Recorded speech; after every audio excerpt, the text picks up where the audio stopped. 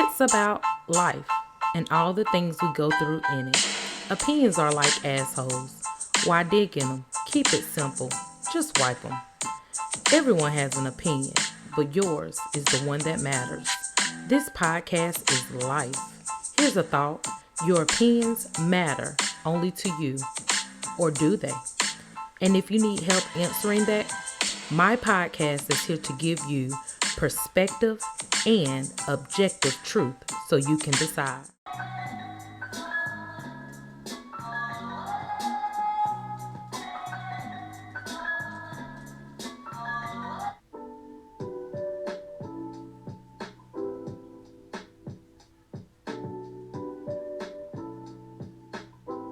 Welcome to Life Convo. My name is Lady, and if you're new here, thanks for stopping by. And if you are a returning viewer and a part of the Life Convo family, again, thanks for stopping by.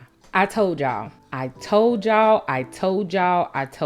that more was coming down the pipeline. So today I want to bring you two videos just outlining my views on why I feel there is a war on the female reproductive system because Roe V Wade was overturned. And it's just crazy.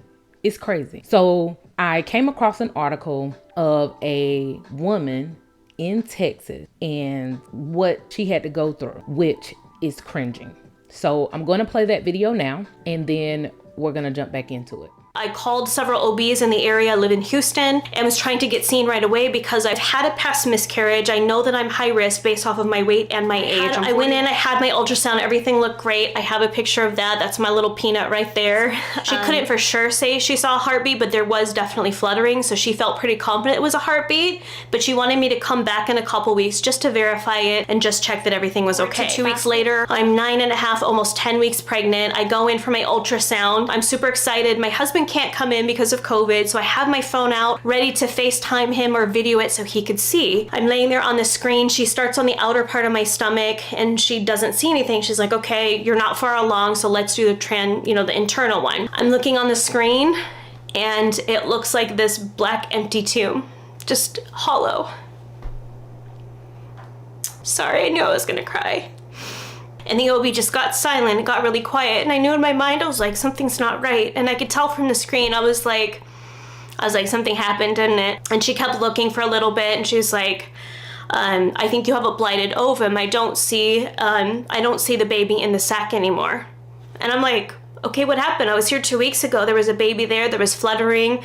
It's just gone, just disappeared. Like, how is that even possible? When I went to check out for my appointment, the doctor had said, because of the new law that's passed here, you have to schedule another ultrasound to verify that this pregnancy is not valid before we can give you any sort of medical intervention. And I stopped for a minute. I was like, okay, it's obvious on the screen that this baby's gone. It's not like there's just not a heartbeat or anything. There's no baby inside the sac. I was like, I have to go through another ultrasound. I have to look at this again because of some law that was passed by some person in office who has never been pregnant and will never have to go through that, but he's making laws for me and telling me that I have to somehow prove that this pregnancy is not viable before I can even get intervention. So I left the office just angry and frustrated. And I have to get in the car and tell my husband what's going on. I'm trying not to cry. My daughter's in the car and I want to be strong for her. But at the same time, I'm devastated. Friday. So I go to this ultrasound place. It's super cute. It's very homey and positive. Pictures of babies, and the technician comes out and she's very chipper and was like, all right, you get to see the baby today. And in my mind, I'm like, no, I don't. It's so freaking awkward because it's supposed to be this happy experience, and in my mind I was like, I'm actually here because I'm required to, and I have to look at this empty screen again just to get medical intervention that I feel that I want and need. So we get to the back room and the technician doesn't know yet, and she's like, do you know how far along you are? And all that, and I can't even answer. I just start bawling on the spot. And I'm embarrassed and frustrated, and it's so awkward for the technician because she's just standing there in silence. And when I'm finally able to speak, I was like, well, I know I already lost the baby. I'm here because I need a second ultrasound so that my OB can have a copy of it. Because I wasn't far enough along and it is a blighted ovum, it needs to be a transvaginal ultrasound again. And you know that this is going to be done. It's not painful or anything, but it's already awkward to begin with. But when you know that you were there because a politician told you you had to be and you somehow needed to prove that your pregnancy wasn't viable, it feels like an extra layer of violation that you have this transvaginal ultrasound going on and you're just laying there having to go through it knowing that you didn't want to, but you had to. So the whole weekend, I'm just walking around like, is something gonna happen? Is my body gonna naturally miscarry? Am I gonna get an infection? How long do I have before I get an infection? And you're just walking around knowing that I'm carrying this like invalid pregnancy. It's a very weird feeling of just waiting and wondering. So Monday rolls around, I don't hear anything from my OB, and I'm like, okay, is this, like, I don't really know what to do. So I just kind of waited it out, and I'm spending this time looking online, like, how long do I have before I get an infection? I want to make sure that I'm okay later on to try again. So Tuesday morning hits, I call the OB. I was like, do you guys have my results? I really want to get some intervention. I don't want to risk anything. I want to make sure that my body and everything is okay. So the office says, I think we got the results, but you have to wait for the OB to look at them before you can get any intervention. So now it's Wednesday. It's a full week later after I found out that my pregnancy wasn't viable, and I don't know how long before that the baby was already lost. So at this point, I'm desperate. I'm calling them. I was like, I need something. I need intervention. Please. Laws like this affect all women, regardless of what situation you're in, and it's not right. I shouldn't have to go get a freaking another ultrasound and sit through that awful experience looking at a screen and sitting in awkward silence while someone shoves a wand in my sensitive area and tells me, hey, you lost your baby again. I shouldn't have to go through that twice. And I shouldn't have to beg to get some sort of medical intervention to make sure that I don't get an infection so I can still be here for my daughter that I do have. The war on the female reproductive system is real. The war on the female reproductive system is real. Idaho, that state, in addition to Texas, I'm just thankful I don't live there. Their Republican Party voted against adopting an amendment that would have added an exception to its official policy on abortion for cases to save the mother's life. Are y'all hearing me? They had the opportunity to make an exception that in the case of pregnancy, having a miscarriage, that could save the mother's life. They were just like, nope, don't want to do it. Now I'm going to read an article that quoting Scott Herdon, a Republican who is running unopposed for a state Senate seat. He argued to his delegate, for 49 years, we have essentially lost the argument in the culture because we have focused on abortion as the termination of a pregnancy and not the termination of a living human being. He added, we will never win this human rights issue, the greatest of our time, if we make allowances for the intentional killing of another human being. Obviously, he did not note that withholding life-saving care from a pregnant person, knowing they could die, is also intentional killing. And the article states that is because he would apparently require too much reflection on his part.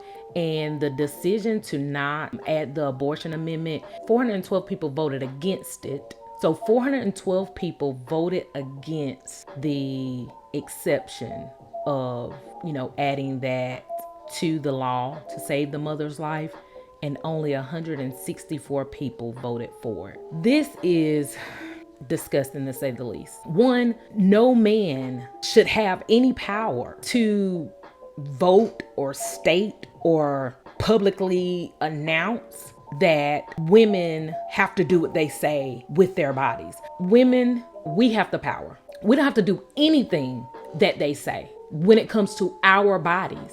We cannot tell a man what to do with his body. It just makes no sense. It makes none. And I understand that we live in a society today that still feels, believes, and states it's a man's world. However, there will be no men if there were no women to create that said men.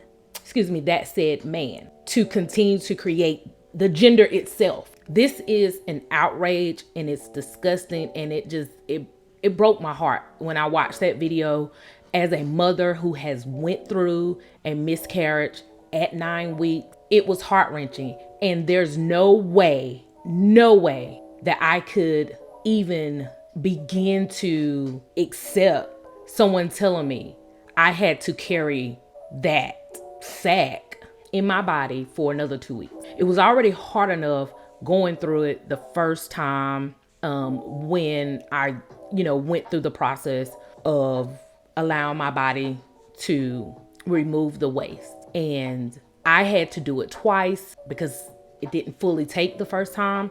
And that was hard enough in just those first couple of days. And going back and finding out it didn't completely take and having to do it for a few more, what I had to do for a few more days, it's heart-wrenching.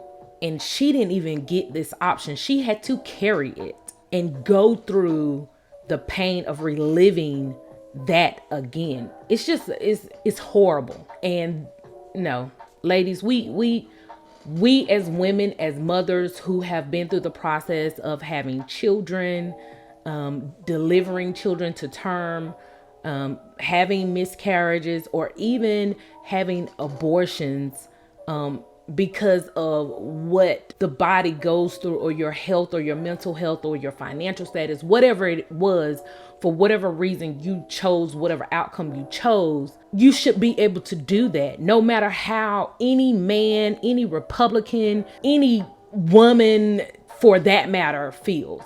It's an outrage, and I'm just disgusted.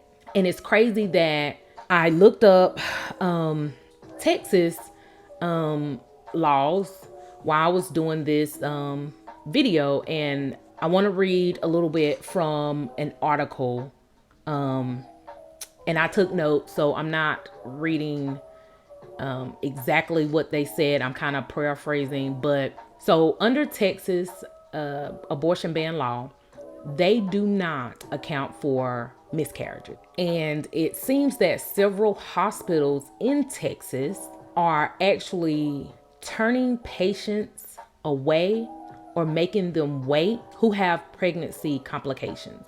Now, there was a physician that's in Texas that had to turn away a patient by order of the hospital who was having an ectopic pregnancy until it ruptured. And if you don't know, an ectopic pregnancy is when the egg is basically outside of the fallopian tube, and it can be life-threatening. To me, it's crazy that these doctors are so afraid of getting that 6-figure fine, losing their license, even possibly going to jail, that they're just falling in line in these states.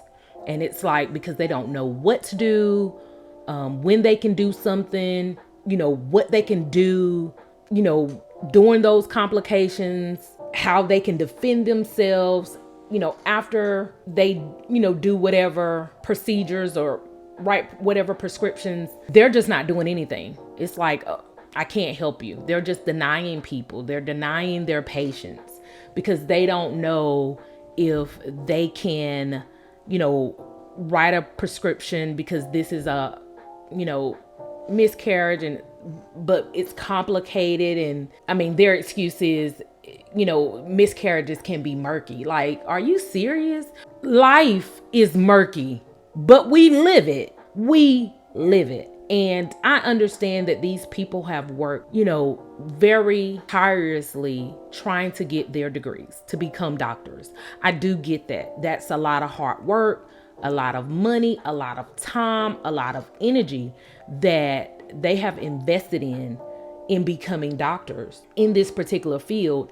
And to think that all of your life's work can be taken away because you dare to help someone who is going through a miscarriage that's life threatening, that if you do something before the law says that you were supposed to, that all of that would be gone. I understand it.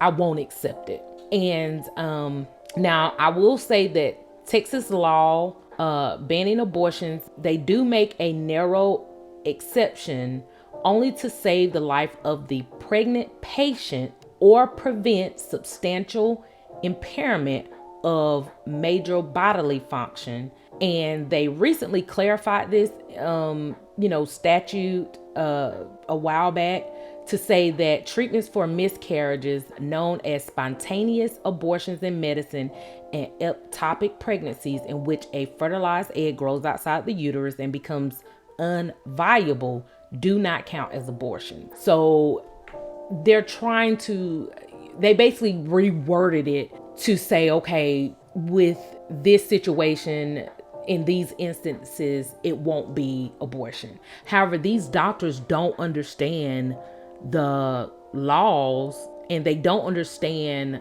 how they can defend themselves against the states that they're in with these laws. So they're just not touching it because their livelihood is on the line, and they're just like, no. Now, it's crazy that nobody is talking about it, and that, the patients of these complicated pregnancies are the ones that they're going to be in the most pain, mentally, emotionally, not to mention physically, what they're going to have to deal with even, after, what they're going to have to go through during and even after this. It's as if there's like no psychologists and psychiatrists, sociologists, like no one is saying like the detriment that these laws are going to cause to, female life, male life, families' lives, their children's lives. This can take so much out of a person. And I say that because I've been through it, and it's horrendous. It's such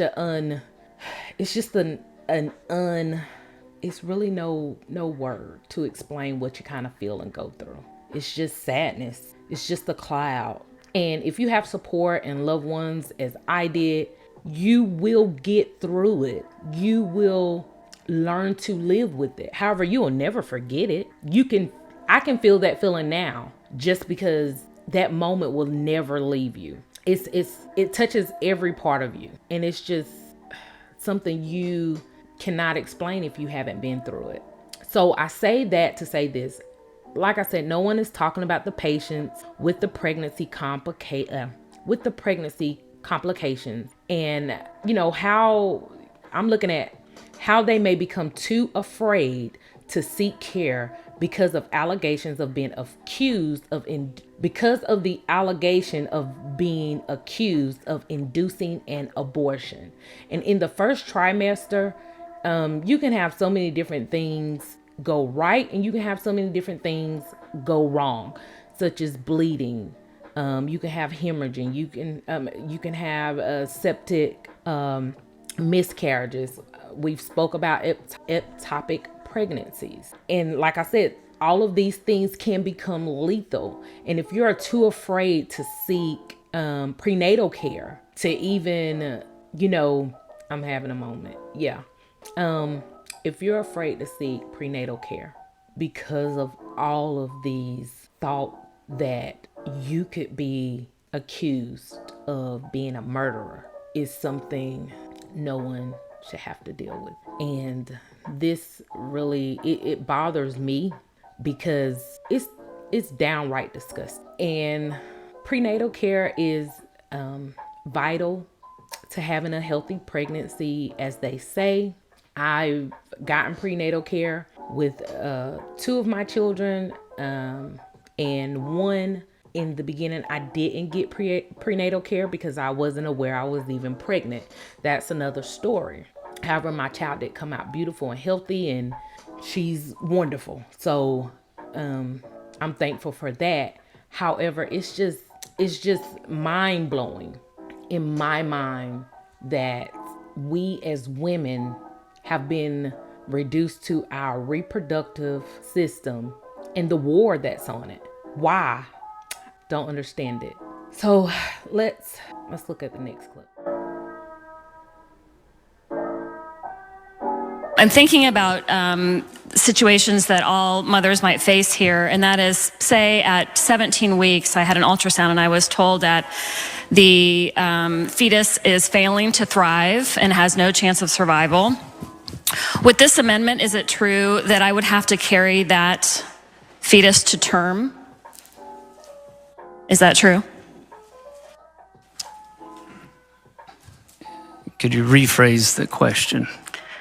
Sure. So imagine I'm pregnant. I'm 17 weeks pregnant, and I've learned that the fetus is not thriving and has no chance of survival. Is it true under this amendment that I would have to carry that pregnancy to term? Yes. Okay, a couple of more questions. So who will pay for the funeral after the delivery of a dead or dying infant? I presume you or a trustee. Okay, so we're foisting that expense upon the grieving would-be mother. One more question. Do you have any guidance as to how I would talk to my family or my young children about what I'm experiencing as I'm going through extreme trauma leading up to a delivery of a dead infant, that they're seeing me go through this pregnancy? Can you imagine the trauma there? Do you think there's a way to handle that that makes sense?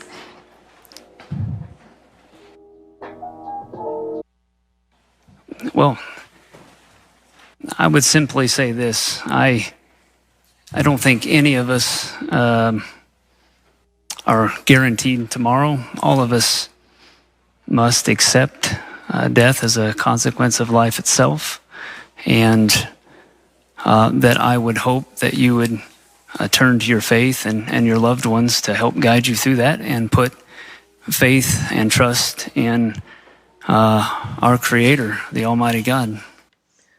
So with this video that we just seen, this is just disgusting. I don't know what the Republicans are thinking to even, be able to have the balls to say that if, the woman gets pregnant and the fetus is alive, that you have to carry it to term.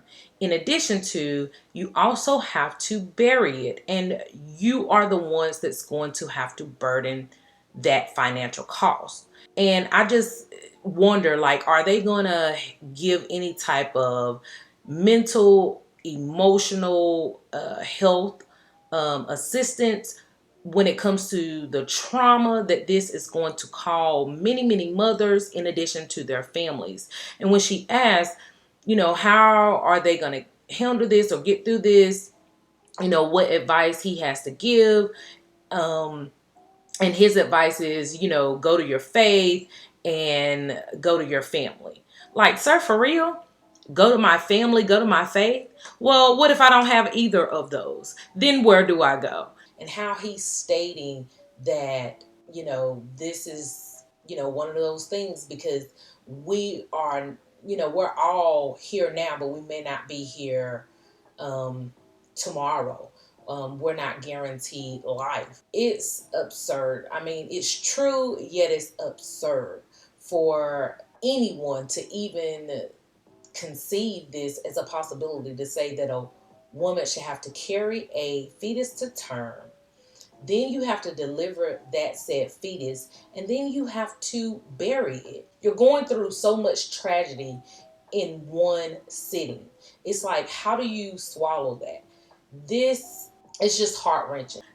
This is just a blatant disregard to, this is just a blatant disregard of women and how they see us and how they value us. Women, we have to stand up. We have to voice our opinion and say no. And this is just really weird that no female doctors are saying, you know what, F this, I am still going to help. I'm still going to do, abortion procedures, write prescriptions for miscarriages, and so on and so forth.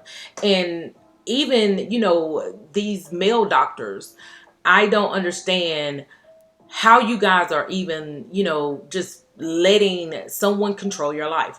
This makes no sense to me that the medical physicians are not standing up for themselves. Women are not standing up for themselves. They're just like, okay, what do I do? What do I do? And just complain about it. No, you are married to these men that are making these laws, and some of them that are even, not married and just hate women. I don't know, but this is just disgusting. I know you keep hearing me say it. It is. It's just disgusting. And, for the women out there in those states that are going through this, my heart goes out to you. Yet I will say, women, we have to band together. We have to help our sisters in need. I know this is a difficult time. However, this is just it's just not right. There's no other way to say it. It's just not right. This is not something that we can allow. We can push back.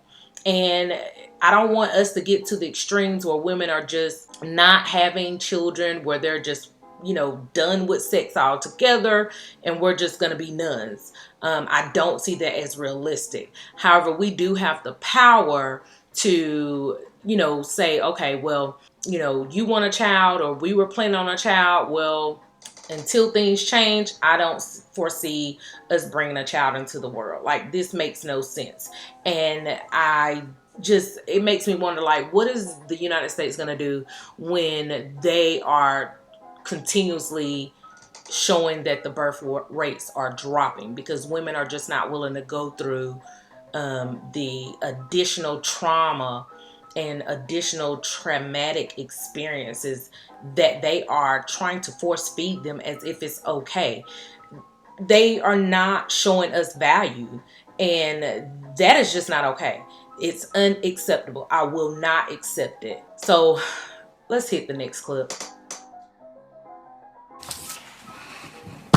Representative Engelman, does this apply to a fifth grader who has been a victim of incest?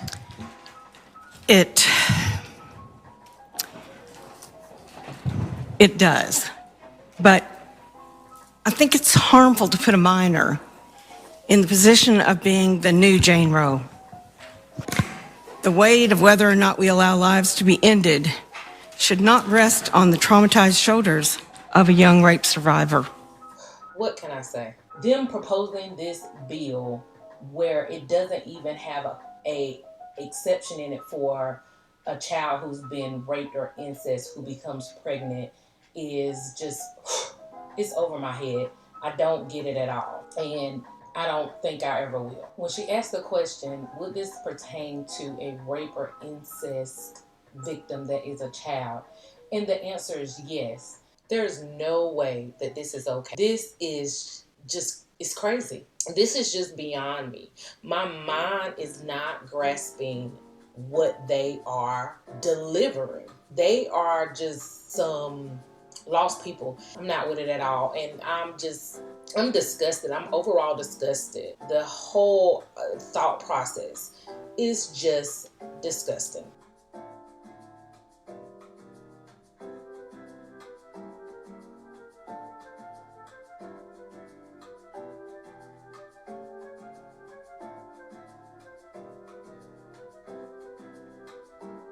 Republicans don't care. You can go to your faith, you can go to your family, yet you will still have this on your mind. It's going to eat at you mentally, emotionally, and that can cause just unforeseen damage. I can't even form the words to say how wrong this is. And I mean, I know you keep hearing me say it, but I'm physically disgusted. Like, this whole video has made me nauseous. Just doing it because it's just leaving a bad taste in my mouth and my mind, and it's just,